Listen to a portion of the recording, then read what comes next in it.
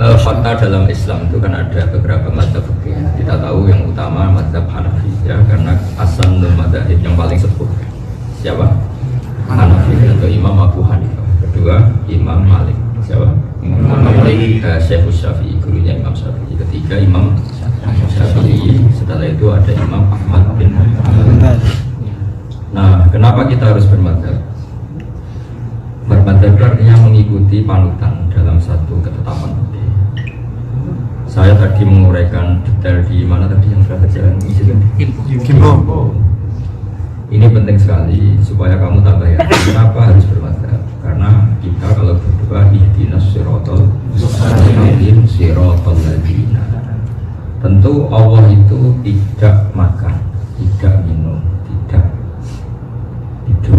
Sehingga kita tidak tahu caranya niru minumnya Allah, Allah tidak minum. Sehingga ketika Allah mengharuskan kita mengikuti siratal mustaqim, bukan Allah menghentikan jalanku juga, tapi jalannya mereka. Karena bisa diikuti manusia ya manusia. Fa inna Allaha la yaqulu wa la yashrabu wa la makan dan minum. Sehingga kalau kita ingin minum niru siapa? Niru cara minumnya Rasulullah, yaitu materinya harus halal, tidak babi maksudnya. Cara makannya juga benar, niatnya juga. Sehingga untuk menuju kebenaran syaratnya apa? Mengikuti jalannya mereka yang telah engkau beri nikmat. Artinya harus bermadzhab, harus ada yang diikuti. Dan diikuti siapa yang harus diikuti? Orang yang telah engkau beri nikmat. Siratal ladzina an'amta. An'amta itu fi'il madhi. Yang telah engkau beri nikmat. Jangan orang yang potensi dapat nikmatnya enggak jelas. Hanya orang yang punya otoritatif bermadzhab, orang yang pinter, yang soleh, yang bahkan ketika meninggal dalam keadaan husnul, yaitu imam kita, imam ahli sunnah. Jadi kalau ada orang tanya, kenapa kita harus bermadzhab, baca saja surat Fatihah, ihdinas siratal mustaqim siratal ladzina. Ya, jadi bukan siratoka, jalannya kamu, engkau Allah, tapi siratal ladzina. Ngikuti ladzina an'amta alaihim sama juga ngikuti Allah. Sebab itu di Quran ada ayat mayyuti rasulah atau Allah. Yang taat pada Rasul pasti taat pada Allah. Bukan dibalik taat pada Allah. Karena kita tidak tahu caranya taat sama Allah tanpa ada Rasul. Jelas ya ini ya. Kenapa kita harus Lalu fakta dalam Islam ada 4 mazhab, yaitu Hanafi, yang urut yang Hanafi, Maliki, Syafi'i, Ahmad. Mazhab Hanafi itu identik dengan mazhab ahli ra'yi, mazhabnya orang yang penuh dengan logika. Semuanya di logika, sehingga beliau dikenal dengan imam ahli ra'yi, imam bagi mereka yang suka logika. Sehingga ada mazhab Hanafi yang dengan tanda kutip agak naif tapi masuk akal. Kalau kita semua meyakini alat tathhir, alat yang bisa mensucikan kan hanya 2, 1 air, 2 debu. Sehingga kalau kita wudhu tidak mendapatkan air, tayamum pakai apa? Tapi sebetulnya ada alat tathhir yang ketiga yang Anda tidak akan melakukan itu, yaitu an-nar, api. Dalam fikih Syafi'i misalnya ada batu bata yang dikelola dengan yang materinya diantaranya pakai kotoran apa? Sapi. Itu najis. Banyak enggak diantara kita yang misalnya nanam tanaman kan pupuknya dari apa? Kotoran sapi. Bahkan sebagian materi-materi batu bata juga dari campuran kotoran sapi. Tapi cara mazhab Hanafi karena itu ngalami pembakaran sudah suci. Karena kalau ngalami pembakaran berarti ngalami ditathhir, disucikan oleh api. Sehingga kalau kita boleh guyonan, kalau kamu wudhu udah dapat air, udah dapat turab, terus mau wudhu pakai bisa mati ya. Tapi Imam Hanafi gak salah, beliau mencontohkan ketika orang mukmin banyak dosa akan masuk surga itu disucikan di mana? Itu cara berpikir Imam Hanafi. Katanya orang mukmin yang penuh dosa saat mau masuk surga disucikan dengan api. Berarti api adalah alat pensuci. Iya. Kalau gitu berarti batu bata meskipun dari kotoran sapi atau apa saja kalau mengalami pembakaran berarti sehingga gak perlu ada perdebatan bagaimana ini hukumnya batu bata, kan cara bikin diinjek-injek, kadang di situ ada teledong apa tapi ada macam-macam, itu sah karena mengalami pembakaran. Dan pembakaran itu bagian dari alat tathhir, alat pensuci. Paham ya? Jadi mazhab Hanafi alat tatir itu 3. Ini apa? Alma, Turab, warna. Tapi jangan pakai wudu ya, jadi ya. Apalagi pakai mandi maksudnya. Kira-kira mazhab seperti itu. Mazhab itu cara berpikir melihat teks. Kenapa ada madzhabul arba'ah? Karena memang teks yang di luar mansus, di luar ketetapan eksplisit, pasti orang cara pandang itu beda. Di luar teks secara eksplisit, secara sorry. Ya, ini agak ngaji detail karena salahnya kalian menamakan diri istimewa. Istimewa itu gak boleh goblok. Pokoknya semuanya harus serba istimewa. Masa istimewa bodohnya kan gak keren. Jadi yang di sini harus bertanggung jawab. Ya kan anak istimewa pikirnya kan anak. Istimewa keren. Begini, kenapa harus bermadzhab? Dan saya spesial akan rangkan madzhab. Kenapa harus bermadzhab? Karena setiap satu teks yang tidak eksplisit, kalau dalam bahasa pondok tidak sorry, itu pasti yahtamil wujuhan katsira, pasti berpotensi maknanya kan. Kenapa yahtamil? Ya memang yahtamil, pasti iya. Misalnya gini, saya beri analogi. Kang Sifa ini namanya Mas Sifa ya. Saya belikan gedang goreng untuk hormat tamu. Saya jelas menyebut kalimat, saya belikan gedang goreng untuk hormat tamu. Kemudian ternyata di toko itu gedang goreng nggak ada. Kemudian dia beristihad dibelikan telo goreng atau dibelikan apem atau roti. Kira-kira kiainya marah, menyalahkan karena nyatanya tidak gedang goreng, atau membenarkan yang penting ada yang dipakai hormat tamu. Kamu milih mana? Mungkin yang kedua. Hormat tamu, karena kalimat gedang goreng itu apakah kalimat yang mewakili alat untuk hormat tamu? Apa memang harus Gedang goreng. gedang goreng? Ya, yang lainnya fokus saja. Jelas ya. Jadi, lah itu kira-kira istihad seperti itu.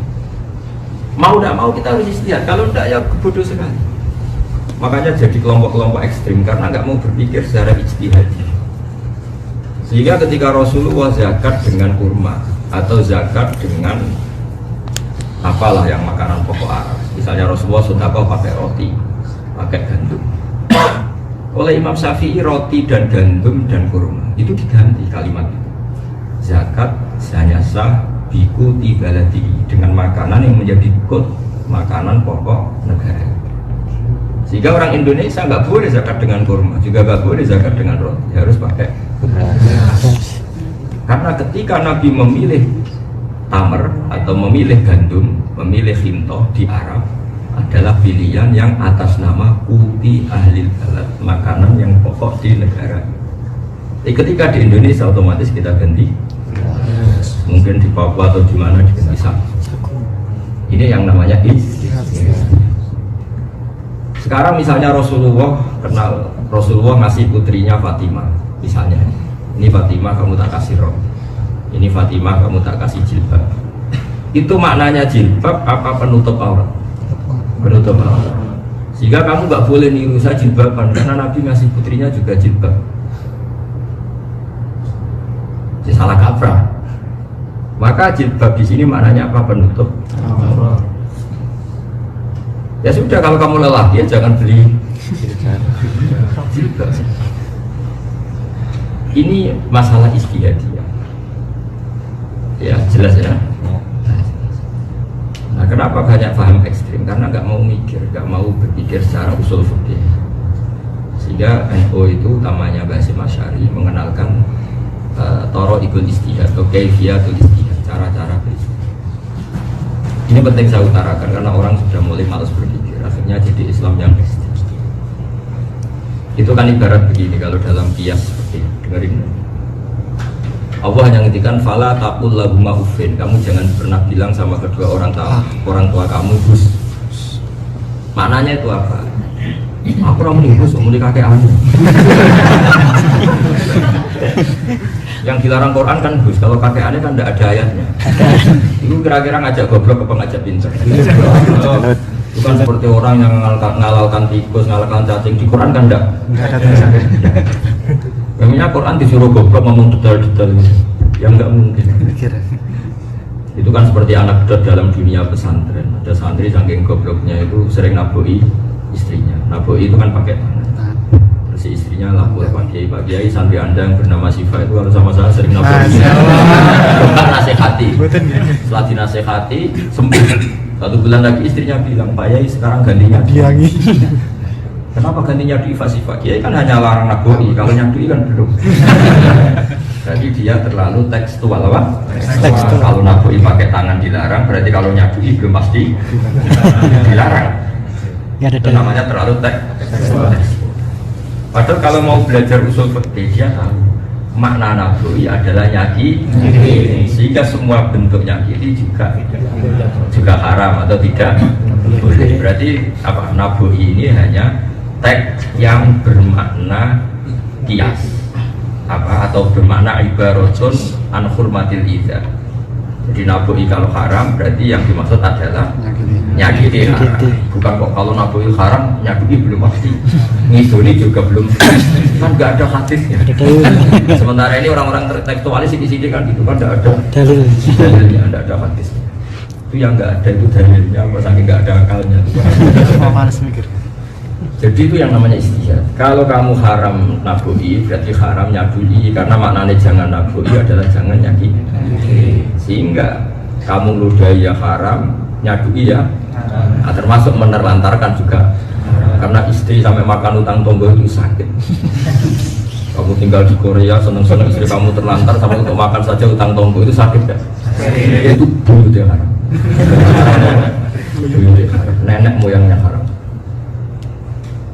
Istri kamu idoni di dalam rumah itu yang tahu hanya kamu. Mungkin ya sakit tapi masih sakitnya di sini, Bang. Kalau sampai utang-utang tonggo, sakitnya di sana sini. Artinya apa? Kalau Anda ngerti usul fikih, ada kalimat jangan naboi istri, tadi jangan nyaki. Kalau Rasulullah sedekah dengan dinar, dinar itu mata uang Arab Saudi zaman itu. Terus kamu, saya tidak mau sedekah pakai rupiah, apalagi pakai uang. Hadisnya mana kalau Rasulullah sedekah pakai uang? Memangnya Rasulullah orang Korea? Wah, itu terlalu tekstual. Makanya orang yang sidik-sidik sunnah Rasul suruh ngaji lagi, bang, ngaji usul apa? Tapi kita mau ngeritik mereka gimana? Kamu sendiri nggak ngaji usul fikih. Tapi sudah punya kantor cabang. Makanya saya yang malu kalau mau ngeritik kubu sebelah nggak ngaji usul fikih. Memangnya kubu kita ngaji? Kan enggak juga. Kalau ngaji nggak ini saya imamnya tanya ngaji nggak? Ngaji usul fikih. Jawabannya ngemperin. Enak tau, gampang tau kalau usul fikih yang nerangkan saya, gampang ya? Iya. Ilmu kalau kena ahli ya gampang. Jadi ngaji usul fikih itu harus. Ya kalau nuruti teks ya Nabi gak pernah sedekah pakai rupiah, terus kamu gak pernah sedekah pakai rupiah karena gak ada hadis yang Nabi sedekah pakai rupiah. Ya Nabi tentu sedekahnya pakai apa? Dinar. Dinar. Tapi maknanya apa? Nabi sedekah pakai mata uang setempat. Jika kita sedekah ya pakai rupiah, orang Korea pakai uang. Karena makna dinar adalah mata uang setempat, bukan ainul dinar juga tidak harus di dinar. Lama-lama orang nggak sholat semua. Nabi sholatnya kan di Mekah. Gak ada hatinya Nabi sholat di Indonesia. Apalagi di mana ini? Korea. Ya, di mana? Incan. Kacau semua kalau semuanya ingin persis. Organisasi. Jadi makanya ngaji usul fikih ya, ngaji apa? Usul fikih. Semua itu ditanggapi secara ilmu apa? Jadi fala taqul lahum uffin, kamu jangan bilang ke orang tua hus. Kalau hus saja, jadi hus itu ibaratun an aqallil idza. Hus itu adalah nyakiti paling minimal. Pak, ujung ini. Pokoknya gitu tok aja kan. Apalagi janjuk dan kakek. Bukan kakaknya, bapaknya, abahnya ya. Ya kan? Pokoknya kamu, jadi uffin itu ada ulama maknanya atadajjar, merasa enggak nyaman. Itu aja kan. Jadi atadajjar, merasa kamu dengan orang tua ada nyaman. Itu saja sudah haram. Apalagi janjuk kakek itu. Artinya apa? Mau tidak mau kita pakai hukum qiyas. Qiyas itu analogi. Makanya ada apa? Quran, hadis, ijma. Nah, itu yang tahu ulama. Jadi kamu nggak usah sidik-sidik hadisnya mana, Qurannya mana. Memangnya kurang jelas logika kamu sampai tanya Quran